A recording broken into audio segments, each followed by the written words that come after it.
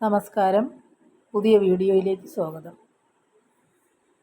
ദൃഷ്ടിദോഷത്തിനുള്ള ചില പരിഹാര മാർഗങ്ങളാണ് ഇന്നത്തെ വീഡിയോയിൽ പറയുന്നത്. ജ്യോതിഷപരമായി നോക്കിയാൽ ചൊവ്വയ്ക്കും ശനിക്കും ബലക്കുറവുള്ളവർക്കാണ് കണ്ണേറ് കൂടുതൽ കിട്ടുന്നത് എന്നാണ് പറഞ്ഞു കേട്ടിട്ടുള്ളത്.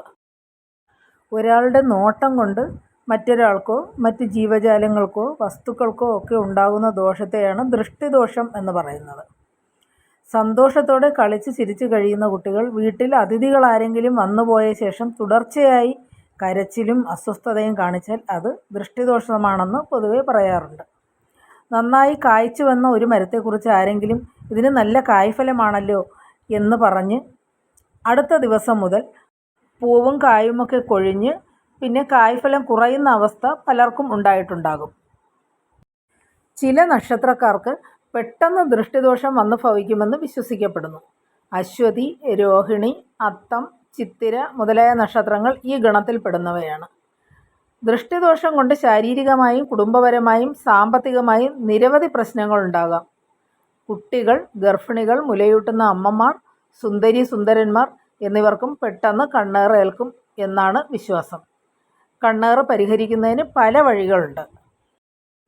കടുകും മുളകും ഉഴിഞ്ഞിടൽ സാധാരണ നമ്മുടെ നാട്ടുമ്പുറങ്ങളിലൊക്കെ ചെയ്യുന്ന ക്രിയയാണിത്. ഇത് സന്ധ്യയ്ക്ക് കിഴക്കോട്ട് തിരിഞ്ഞു നിന്ന് ചെയ്യണം. കടുക്, മുളക്, ഉപ്പ് എന്നിവ കയ്യിലെടുത്ത് മിണ്ടാതെ ഉരിയാടാതെ കിഴക്കോട്ട് തിരിഞ്ഞു നിന്ന് ആരെയാണോ ഉഴിയേണ്ടത് ആ വ്യക്തിയുടെ തല മുതൽ പാദം വരെ ക്ലോക്ക് വൈസ് ഡയറക്ഷനിൽ 3 പ്രാവശ്യം ഉഴിഞ്ഞ് അടുപ്പിലിട്ട് കത്തിക്കുക.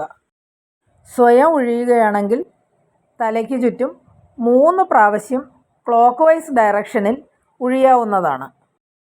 കടുകും മുളകും ഉഴിഞ്ഞിട്ടിട്ടും മാറാത്ത കുറച്ചുകൂടി ശക്തമായ ദോഷമാണെന്ന് തോന്നിയാൽ കുറച്ച് കുരുമുളക്, പുറത്തടിച്ചു വാരുന്ന ചൂലിൻ്റെ ഈർക്കിൽ, കണ്ണ് കിട്ടിയ ആൾ കിടക്കുന്ന ബെഡ്ഷീറ്റിൻ്റെ നൂല് അല്ലെങ്കിൽ ഇട്ടിരിക്കുന്ന ഡ്രസ്സിൽ നിന്ന് ഇളക്കിയെടുത്ത നൂല് എന്നിവ കൂട്ടി ഉഴിഞ്ഞിടുക. ഉഴിയുന്ന സമയത്ത് ഓം നമഃശിവായ എന്ന് 3 വട്ടം ജപിക്കാവുന്നതാണ്. അല്ലെങ്കിൽ കണ്ണേറ്, നാവേറ് എന്നിവയെല്ലാം നീങ്ങണേ എന്ന് നന്നായി പ്രാർത്ഥിച്ച് ഉഴിയാവുന്നതാണ്. ദഹന പ്രശ്നങ്ങളോ മറ്റ് ശാരീരിക അസ്വസ്ഥതകളോ തോന്നിയാൽ ഉപ്പ് ഉഴിഞ്ഞിടാവുന്നതാണ്.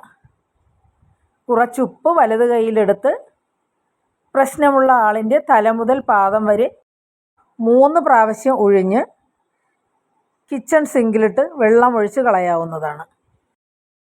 നമ്മുടെ വീട്ടിലേക്ക് വന്നു കയറുമ്പോൾ മനസ്വസ്ഥതയില്ലായ്മ, വഴക്കുകൾ, ജോലിസ്ഥലത്തെ പ്രശ്നങ്ങൾ മുതലായ നെഗറ്റീവ് ഫീലിങ്സ് ഉണ്ടെങ്കിൽ അത് ദൃഷ്ടിദോഷം, നാവുദോഷം മുതലായവ കൊണ്ടുണ്ടാകുന്നതാകാം.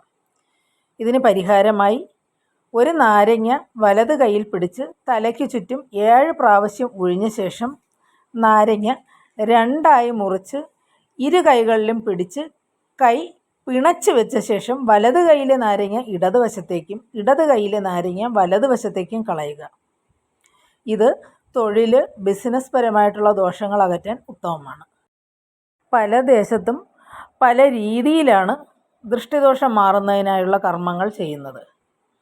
തമിഴ്നാട്ടിൽ കണ്ടുവരുന്ന ഒരു ആചാരം എങ്ങനെയാണെന്ന് നോക്കാം.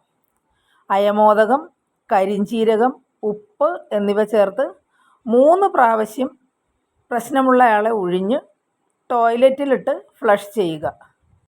ഇനി പഞ്ചാബികളുടെ രീതി എങ്ങനെയാണെന്ന് നോക്കാം. ഒരു വിളക്ക് തിരിയെടുത്ത് 3 പ്രാവശ്യം ഉഴിഞ്ഞ ശേഷം കടുകെണ്ണയിൽ മുക്കിയെടുത്ത് ഒരു പാത്രത്തിൽ വെള്ളത്തിലേക്ക് കാണിച്ച് കത്തിച്ച് 2-3 തുള്ളി എണ്ണ ആ കത്തുന്ന തിരിയിൽ നിന്ന് വെള്ളത്തിലേക്ക് വീഴ്ത്തിയ ശേഷം ആ കത്തുന്ന തിരി ആ വെള്ളത്തിലേക്കിട്ട് കെടുത്തുക. ശേഷം ആ വെള്ളം കിച്ചൺ സിങ്കിൽ ഒഴിച്ച് കളയാവുന്നതാണ്. അടുത്തത് നമ്മുടെ ജന്മസംഖ്യ പ്രകാരം ചെയ്യുന്ന ഒരു കർമ്മമാണ്. ഇതിനായി കുറച്ച് ഉപ്പ് കയ്യിലെടുത്ത് നമ്മൾ ജനിച്ച തീയതിയുടെ അത്രയും തവണ ഉഴിയുക. 21-ാം തീയതിയാണ് ജനിച്ചതെങ്കിൽ 21 പ്രാവശ്യം ഒഴിയുക. 17-ാം തീയതിയാണ് ജനിച്ചതെങ്കിൽ 17 പ്രാവശ്യം ഒഴിയുക. അതിനുശേഷം ആ ഉപ്പ് കിച്ചൺ സിങ്കിലിട്ട് വെള്ളമൊഴിച്ച് കളയാവുന്നതാണ്.